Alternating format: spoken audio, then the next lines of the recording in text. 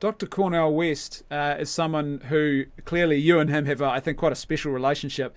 And it's one thing I've really appreciated is there's just such authentic dialogue between the two of you, some very clear differences in views on all sorts of issues.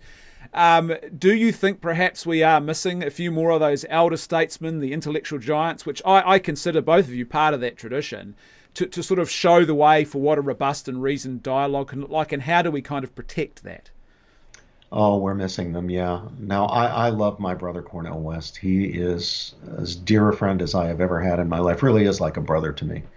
No two twins were ever closer than Cornel and myself. Despite our he's the honorary chairman of Democratic Socialists of America. As you pointed out, I'm a sort of old-fashioned Aristotelian, Burkean conservative. So obviously we differ profoundly on policy and political questions.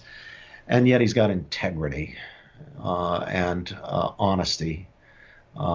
He says what he means what he says. He's not playing a game. He's not just performing.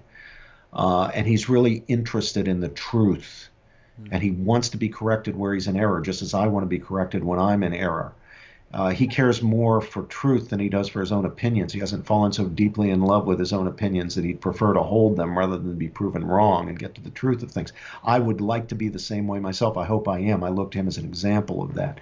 And we deeply share some values. He believes in the inherent dignity of each and every member of the human family. He's very worried about the abortion issue. He had just fallen into line with the left on that, but he's not sure that the left is right about that. He's willing to talk about it, argue with me about it, think about it. I mean, I think he's badly shaken on that issue because he does believe in the principle of the inherent dignity of each and every member of the human family.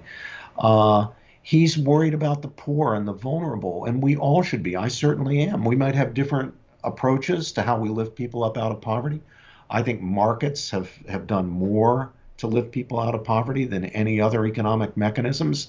And so I'm broadly in favor of the free market, properly regulated. I'm not a laissez-faire libertarian, but I'm more in favor of the free market. He's more skeptical of the free market. He thinks government has a bigger role to play. I'm more skeptical of the role of government in lifting people out of poverty. But we're agreed that we want to lift people out of poverty, even if we disagree about the means. And we can argue and debate and try to get nearer to the truth about what the best means of doing it would be. And of course, we're both Christians. We both share a deep Christian faith. We both believe every human being was fashioned in the very image and likeness of the divine ruler and creator of the universe. So that's a profound point of agreement. And then finally, he is a true civil libertarian.